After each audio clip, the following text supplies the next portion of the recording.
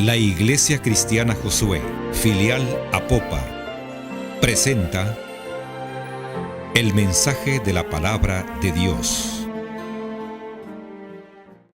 Mateo 26, hermanos, quiero que leamos juntos unos cuantos versículos. Y justamente estamos hablando del monte Getsemaní.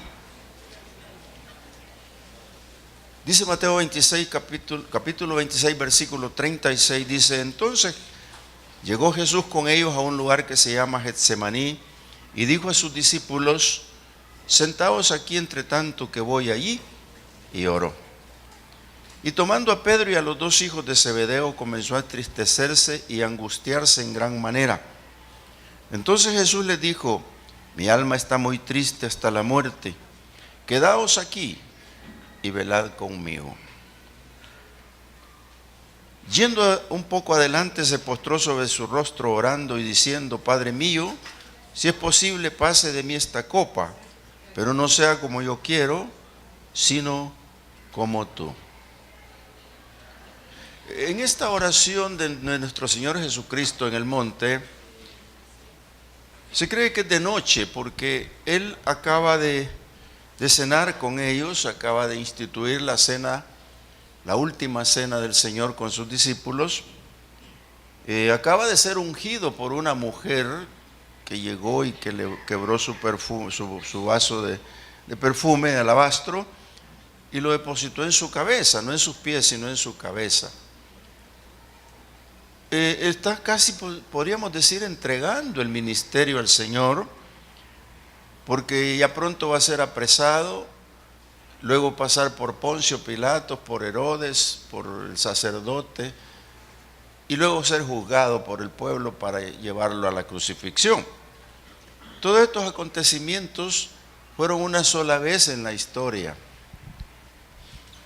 Todos estos acontecimientos los pueblos los celebran tradicionalmente en el mundo entero, podría decirse, menos el Islam y otros más que no lo hacen, pero es un acontecimiento único en la historia de la tierra. ¿Cómo lo ve la gente? ¿Cómo lo toma la gente en el aspecto litúrgico o cómo lo toma en el aspecto espiritual? Pues déjeme decirle que lo toman como una fiesta, y algunos la convierten en fiesta pagana. Y yo lo he dicho todos los años que predico, cuando se avecina la Semana Santa, siempre lo estoy mencionando. Si ustedes me han observado, el mes antes de la Semana Santa yo predico sobre esto, o trato de enseñar sobre esto, porque debe ser un acontecimiento que vive en el corazón del creyente. Porque ¿qué concepto tienen de Jesucristo realmente en su vida las personas? Eso vale la pena aclararlo para mí mismo, ¿no es cierto? ¿Qué concepto tengo de nuestro Señor Jesucristo realmente en mi vida?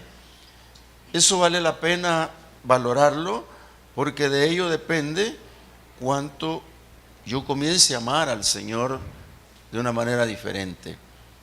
Dice amar al Señor siendo espíritu, no viéndolo, pero es un amor espiritual. Cuando Cristo es revelado al corazón de los hombres, cuando Cristo es revelado a la persona, ya es irreversible querer hacer otra cosa. Por eso cuando usted le reveló nuestro Padre a Jesús en su vida, lo va a hacer una sola vez y difícilmente usted va a escapar de eso. Pero pídaselo. Si no tiene la revelación de Cristo en su vida, pídaselo, y usted se va a dar cuenta cómo va a poder interpretar quién es realmente Jesús. Él acaba de cenar con ellos por última vez. Fíjense que cuando la mujer rompe su alabastro y lo unge, hay una polémica. Esa polémica dice: no, que ¿por qué hicieron eso si eso es caro? Entonces, el que dijo eso menospreció al Señor. La mujer que lo rompió no lo menospreció, venía de lo más profundo de su corazón. Por eso cuando leemos aquí en el 26:12, cuando el Señor les dijo que pobres iba a haber entre ellos y que a Él no lo iban a tener siempre, el 12 dice: porque al derramar este perfume sobre mi cuerpo, lo ha hecho a fin de prepararme para la sepultura. ¿Cómo quedaron los que oyeron? ¿Cómo quedaron los discípulos cuando oyeron eso? Yo pienso que cualquiera que lo interpretaba en ese momento, en la realidad de la muerte de Cristo, tiene que haberse sentido triste, tiene que haberse sentido diferente. Y luego el Señor viene y hace una cena con ellos. Y cuando hace la cena con ellos, habla de quién lo va a entregar, habla de que su cuerpo es el pan, habla del vino que es el nuevo pacto. Pero me llama la atención el versículo 29, que al terminar de comer con ellos les dice esta palabra, igual como a esta mujer, que dijo: esta mujer ha hecho algo para prepararme para la sepultura. Y dijo el 29, les digo que desde ahora no beberé más este fruto de la vid, el vino que bebió en la Santa Cena, hasta aquel día en que lo beba nuevo con vosotros en el reino de mi Padre. Eso es despedida.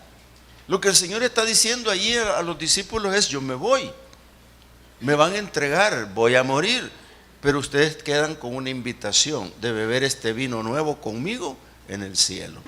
Este versículo guárdelo, usted que cree en el rapto, guárdelo usted que cree que Jesús viene por nosotros, guárdelo porque esa palabra es profecía por cumplirse en el cielo. Porque esta es mi sangre del nuevo pacto, que por muchos es derramada para remisión de los pecados. Y no beberé más este vino hasta que lo beba de nuevo con ustedes en el reino de mi Padre. Eso es la bienaventuranza, eso es lo que esperamos. Promesa. Ahora el Señor habla con sus discípulos y les dice: mire, van a herir al pastor y ustedes se van a dispersar. Es otra de las profecías que se cumple al pie de la letra. Se van a escandalizar, y todos los discípulos dijeron: no, nosotros no nos vamos a escandalizar. Pero fallaron, se escandalizaron, fallaron. Ahora Jesús se los lleva a todos al monte, a su última oración en el monte. Es la última oración en la tierra. Al revisar esto vemos que en la cruz vuelve a orar, ¿verdad? Pero su última oración en el monte está ahí, y comienza su calvario cuando sale del monte. Entonces, estando en el monte, él va por un sí de Dios, pero lleva el no en su corazón. Ambas cosas las lleva, sí y no. Pero él lo que va a pedirle al Padre es que le prolongue su estadía, o que le ayude a soportar el momento de beber la copa del dolor, la copa de la tragedia, la copa, como la quiera llamar.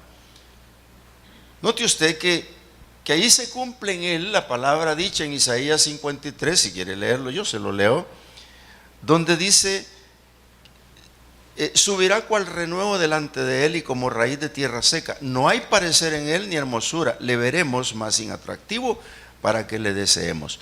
Despreciado y desechado entre los hombres, varón de dolores, experimentado en quebranto, y como escondimos de él el rostro, fue menospreciado y no le estimamos. En este momento se está cumpliendo una de esas profecías grandes cuando el Señor está yendo a orar al monte. ¿Por qué digo esto? Porque él ya sabía lo que iba a ser un varón de dolores, pero busca un apoyo terrenal. Busca a sus discípulos y lo lleva, dice el versículo 36, lo llevó Jesús con ellos a un lugar que se llama Getsemaní, y dijo a sus discípulos: siéntense aquí, entre tanto que voy ahí y oro. Los tenía acostumbrados a eso. Casi nunca los llevaba hasta el lugar de la oración. Tiene sus misterios y los podríamos aclarar en algún momento. Pero dice el 37, y tomando a Pedro y a los dos hijos de Zebedeo, comenzó a entristecerse y a angustiarse en gran manera. Lo que ocurrió con estos tres discípulos es que la confianza del Señor estaba depositada en esos tres. Si ustedes lo recuerdan, los llevaba a los milagros, cuando se encerraba algún milagro, los llevaba aparte casi siempre. Pero ahora están todos y ellos mismos ahí. Lo que el Señor está diciéndoles es: mire, velen conmigo. Cuando le está diciendo velen conmigo, es una expresión de compañía. ¿Por qué le digo esto, hermano? Porque cuando nosotros tenemos como hombres una dificultad grande, casi siempre estamos pidiendo que oren por nosotros. Cuando nos viene una tristeza, una agonía, una desesperación, buscamos refugio en personas que oren por nosotros. Y eso es bueno en la iglesia. Jesús lo hizo. Vénganse conmigo, velen conmigo, oren conmigo, estén conmigo un rato. y el Señor los tiene ahí. Es una petición de apoyo espiritual. Es una petición que Él les ha hecho. Mire, oren conmigo porque yo soy Jesús, pero soy hombre y estoy sobre esta tierra 100% hombre. Tengo alma, espíritu y cuerpo. Por lo tanto, estoy mal, me siento incómodo porque la profecía se cumplirá en mí en pocas horas. Eso es lo que el Señor les está diciendo. Y les expresa por qué orar en esa ocasión. Y les está diciendo que oren porque su alma está atribulada.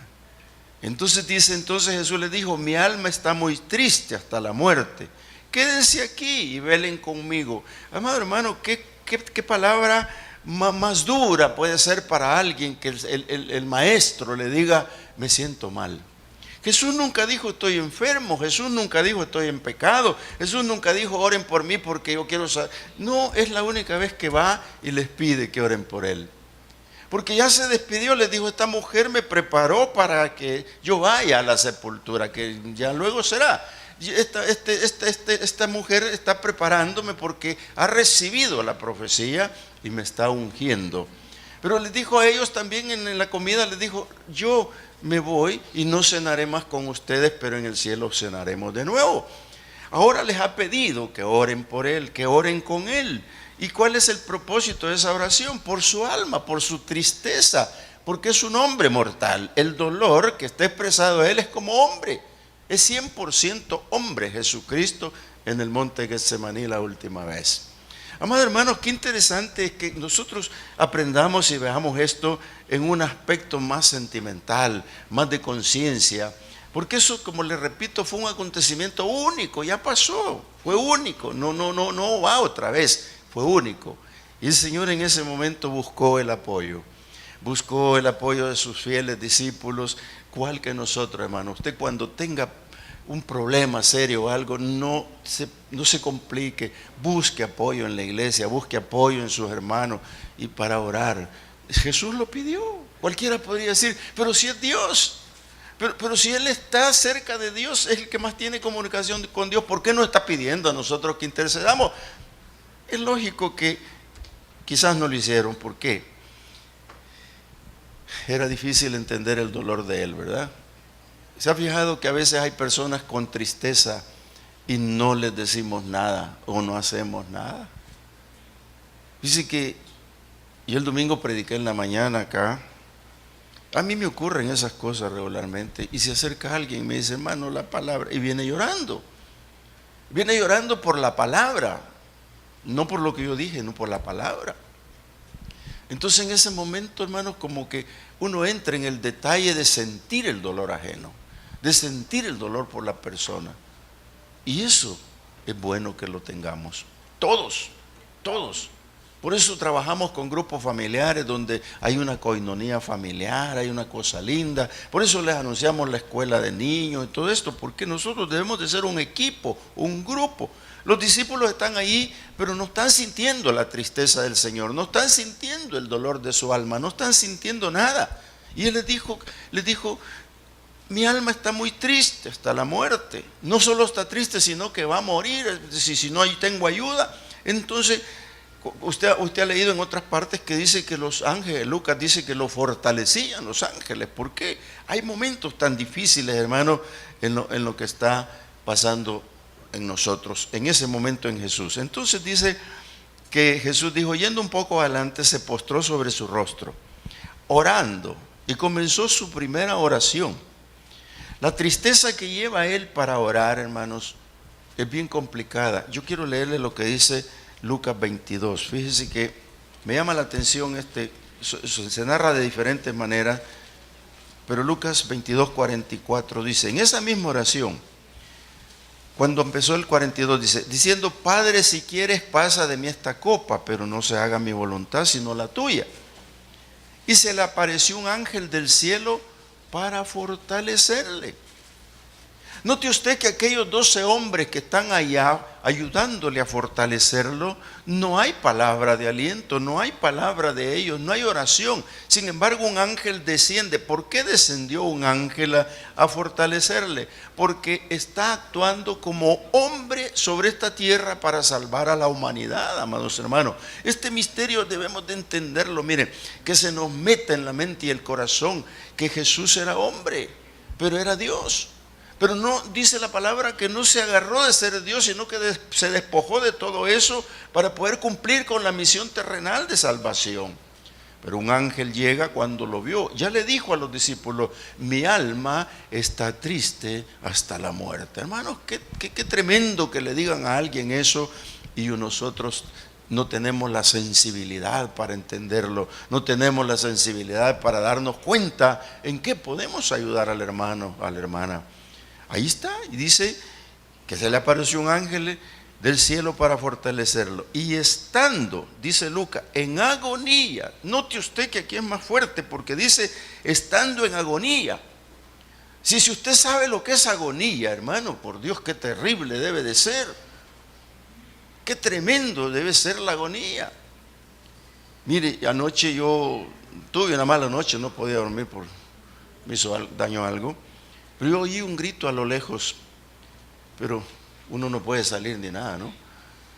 Pero hoy una mañana que yo iba a la reunión pastoral, me fui por la acera y comencé a ver sangre, y le seguí el rastro, un buen tramo que caminó esa persona herida, no sé a qué horas de la noche, pero eso es agonía. A esa hora de la noche, ¿quién lo auxilia? Nadie quiere abrir las puertas, nada. Entonces dice la Biblia que el Señor estando en agonía. Entonces, pero aquí viene lo importante de esta parte de la agonía, amado hermano. Puede ser que nosotros lleguemos a una agonía, puede ser que lleguemos a lo más difícil, a lo más complicado de nuestra vida.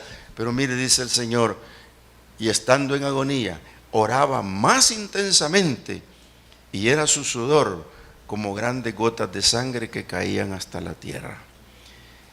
¿Qué dice usted sobre eso, hermano? Esta figura es posible que no sé cómo interpretarlo ya teológicamente, pero si la Biblia dice que eran como gotas de sangre, tienen que haber sido eso. Porque el Señor estaba en ese momento, hermanos, derramando su sangre sobre la tierra, bañando la tierra ya desde el principio de su agonía, bañando la tierra con su sangre para demostrarnos que su sangre venía sobre toda la tierra. Por eso es que Zacarías dice: y en un día quitaré el pecado del mundo, porque el mundo entero, la tierra ya estaba siendo rociada con la sangre del Señor. Si se quiere ir usted a lo que dice Levítico, donde la sangre era rociada en el altar, donde se quiere ir a Egipto, donde la sangre era puesta en el dintel de las puertas, es la misma sangre que dice grandes gotas, dice Lucas, no dice poquitas, grandes gotas caían sobre la tierra. El Señor está en un momento difícil, amado hermano, está en una situación tremenda. Hoy que se celebra Semana Santa y se habla de todas estas cosas, deberíamos de meditar sobre el varón de dolores, deberíamos de meditar sobre lo que el Señor sufrió en ese tiempo como hombre para que usted y yo seamos salvos. Mire, en primer lugar se fue en una posición de rostro en tierra. Dice, yendo un poco adelante se postró sobre su rostro. Normalmente podía orar con las manos así juntas o orar como oramos todos aquí de pie o sentados agachados, pero rostro en tierra es un tanto más de humillación, es un tanto más de tristeza, es un tanto más de clamor. Llegar rostro a tierra es humillarse, y eso es lo que está haciendo el Señor ante el Padre. Y qué lindo, hermanos, cuando vemos esto, porque está en una posición ante el papá, en una posición, en una situación difícil. Yo le recomiendo que lea hoy en esta Semana Santa Isaías 53 y se entere letra por letra de los acontecimientos dados 900 años antes de padecer Jesús en el Calvario.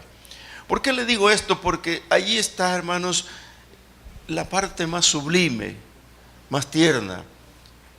Porque Él no va, espiritualmente no va a nadie más, solo va al Padre. y se postra rostro en tierra y dice así: Padre mío. Dice: Padre mío. Esa es una expresión paternal, es una expresión de papá, es una expresión de decirle: yo no estoy molesto contigo. Yo entiendo la profecía, yo sé lo que va a pasar, yo entiendo, pero tú sigues siendo mi padre, tú sigues siendo mi papá, yo dependo de ti y estoy aquí como hombre hablándote. Mire, ¿qué es lo que le diría Jesús en una hora al papá?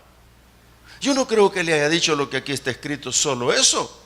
Parecía un disco rayado, porque diciendo: Padre mío, si es posible, pase de mí esta copa, pero no sea como yo quiero, sino como tú. Pero eso es una oración, ya la dije, en menos de 10 segundos, pero una hora. El propósito de la oración. ¿Qué hablaba con el papá? Papá, yo te amo. Papá, yo entiendo que me va a pasar esto. Yo quiero obedecerte.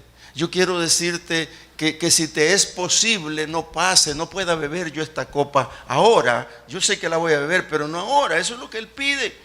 Entonces, ¿qué es lo que está haciendo él a través de eso? Le está diciendo una copa. Bebía fácil una copa. No lo está viendo como un mar. Como dice: Señor, si te es posible que pase este mar, pero yo no... No, una copa. Yo le doy esa figura en este momento, pero hay otras. Una copa sencilla. Puede verle el fondo, puede ver el contenido, se encierra poco en una copa. Si te es posible esto. Cuando le está diciendo si te es posible, hay otra parte. Es una humildad aparte. Señor, tú todo lo puedes, eres mi Padre, eres Dios y sé que todo lo puedes, pero si te es posible, encierra varias cosas.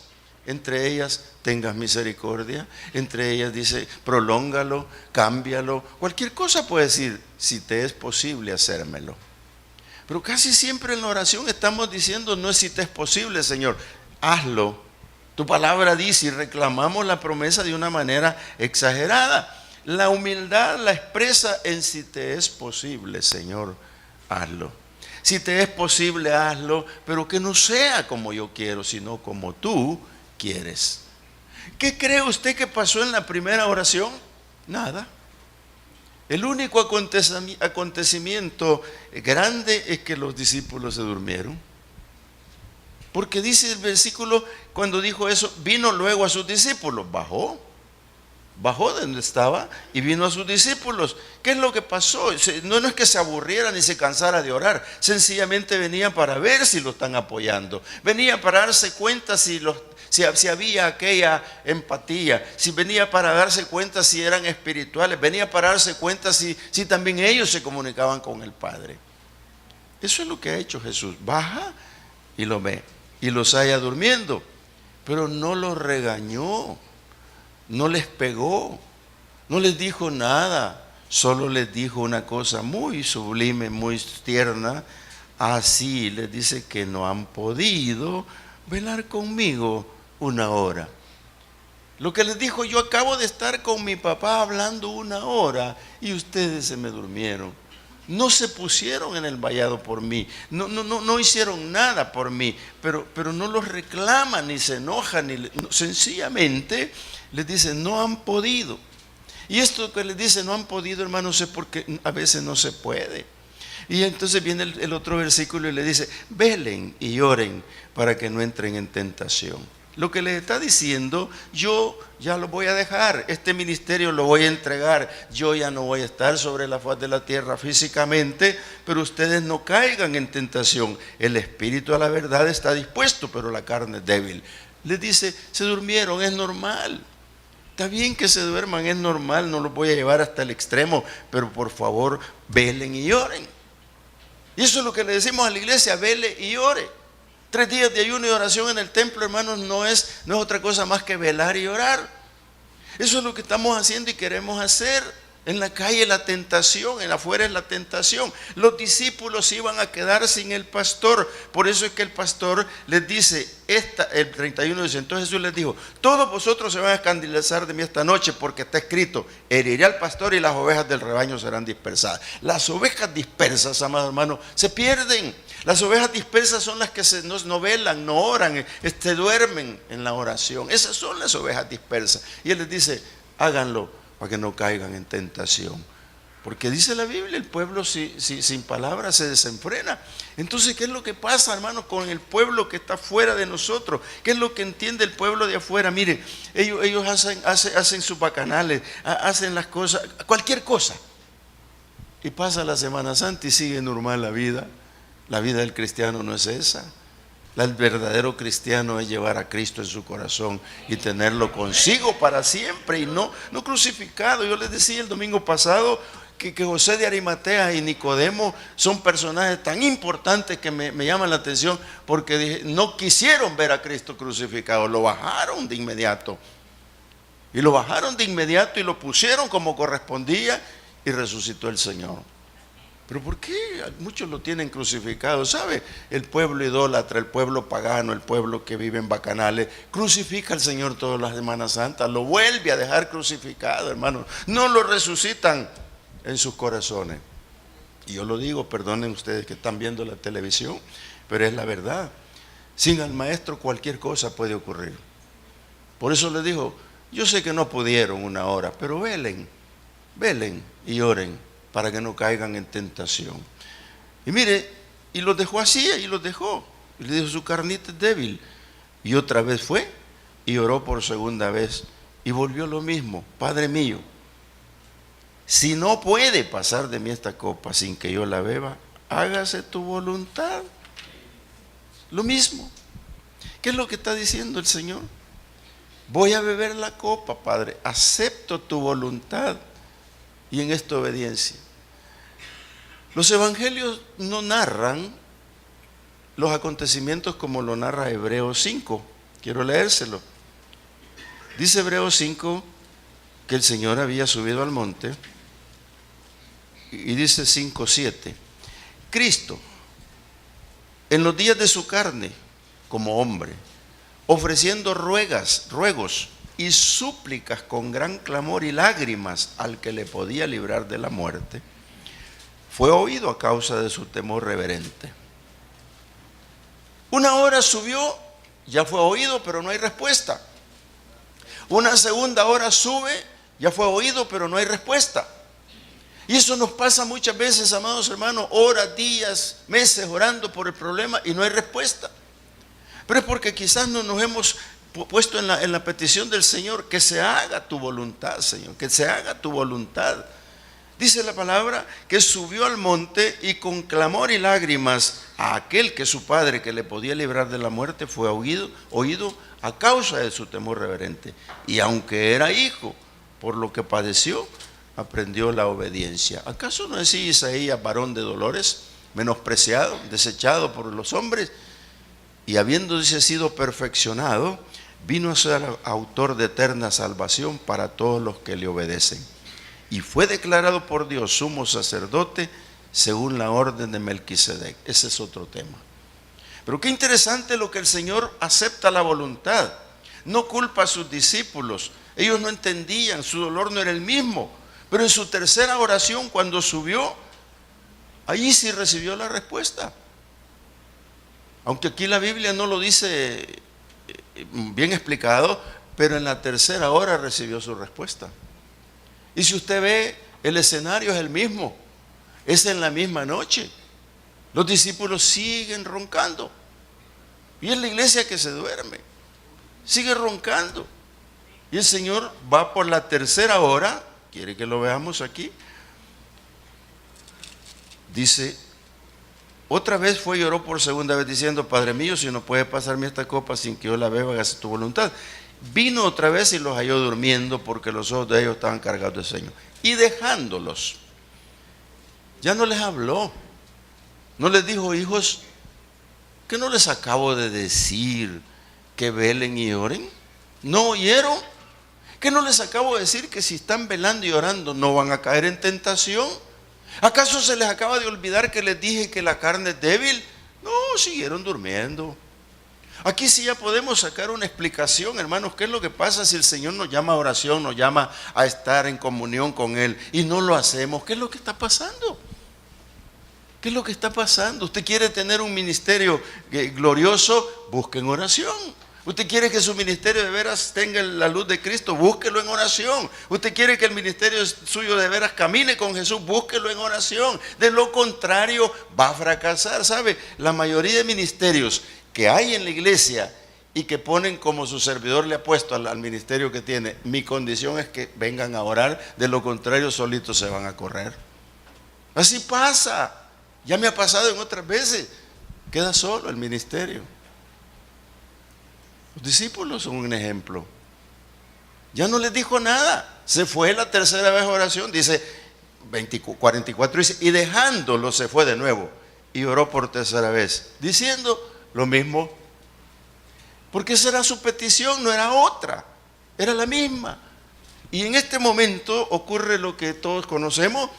Bajó, dice, entonces vino a sus discípulos y les dijo: duérmanse, descansen, para mí ya llegó la hora. Y el Hijo del Hombre es entregado en manos de pecadores.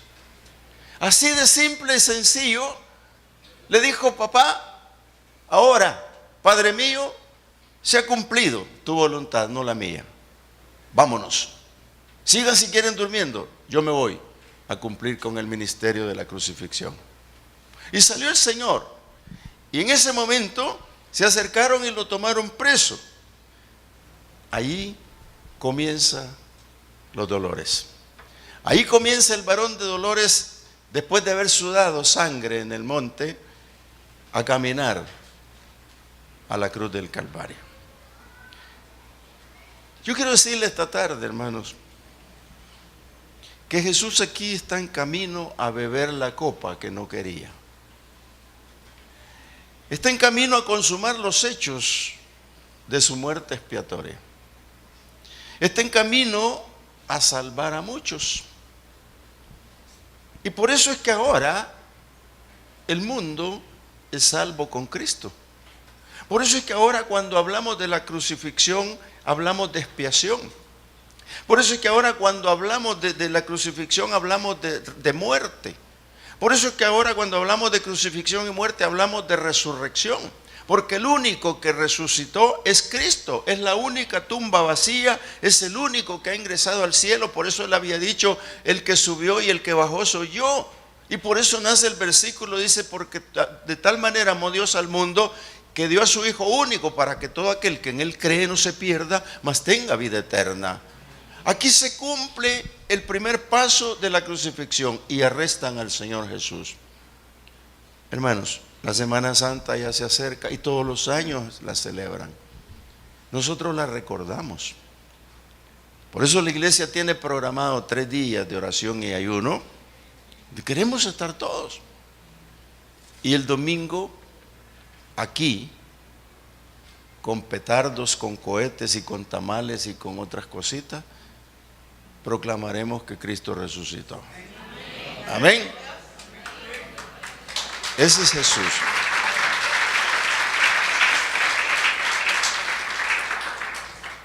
Cuando Jesús va perdonando a los discípulos que no pudieron estar con ellos, y sigue una cadena larga de perdón en el camino, a los que le ponen la corona de espinas, a los que lo azotan, a los que lo condenan, y en la cruz del Calvario los perdona a todos. Yo me he propuesto predicar los acontecimientos de la crucifixión de aquí al domingo de resurrección. ¿Están conmigo? Oremos al Señor. Padre, gracias, Señor, esta noche. Te bendecimos y te damos gracias, Señor, porque tú eres bueno y nos enseñas cada vez, Señor, lo que es velar y orar. Angustia tenemos todos. Ahí nos dejaste una muestra evidente de lo que el hombre sufre. Y nunca habías dicho a tus discípulos en el glorioso ministerio esas palabras: mi alma está triste hasta la muerte. No se los había dicho. Por el contrario, les había dicho: no se turbe su corazón. Si creen en Dios, crean en mí. Pero ese día, Señor, nos conmueves a todos. Por eso que escribe el evangelista Pablo: haya en vosotros el sentir que hubo en Cristo Jesús, el cual no escatimó ser Dios ni cosa de que agarrarse, sino que se hizo hombre y sirvió a los hombres, y fue obediente hasta la muerte, y muerte de cruz. Y tu Padre lo exaltaste, porque el día que hablaron juntos en el Getsemaní, por última vez sobre esta tierra, tú le mandaste un ángel a fortalecerlo y alentarlo y decirle: el Padre dice que no, sino que dice sí, salvarás al mundo. Señor, qué lindo, gracias. Yo te pido en esta noche, Señor, te reveles a los corazones de todos mis hermanos, Señor. Revélate, Espíritu Santo, sobre cada vida. Sobre cada uno de nosotros podamos comprender, Señor, y apreciar los acontecimientos de la cruz del Calvario. Respetarlos, amarlos, porque es así como te podemos amar a ti, Señor. Mi alma está triste hasta la muerte. Qué tremendo, Señor. Así lo dijiste a tus discípulos y se durmieron. Así le sigues diciendo a la iglesia: mi alma está triste hasta la muerte, y se sigue durmiendo, Señor. Despiértala, Señor. Despierta al pueblo pagano.